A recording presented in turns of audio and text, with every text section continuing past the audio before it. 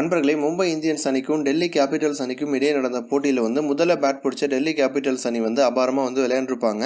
கோலின் இங்கிராம் மற்றும் ரிஷப் பண்ட் இவங்க 2 பேரும் அதிரடியாக விளையாண்டுருப்பாங்க. ஷிகர் தவான் 43 ரன்கள் அடிச்சிருப்பாரு. இங்கிராம் 47 ரன்கள் அடிச்சிருப்பாரு.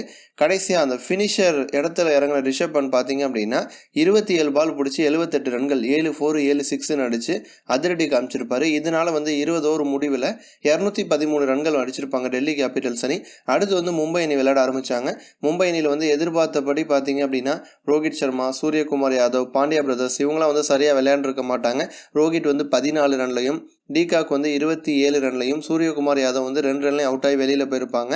யுவராஜ் மட்டும் பார்த்தீங்க அப்படின்னா நிலச்சி நின்று விளையாண்டுருப்பாரு. மும்பை இந்தியன்ஸ் அணியில் 30+ ரன்கள் அடித்தது 2 வீரர்கள் மட்டும்தான். ஒன்று குருணால் பாண்டியா 15 பால் பிடிச்சி 32 ரன்கள் அடிச்சிருப்பாரு. 5-4 ஒரு 6 அடிச்சிருப்பாரு.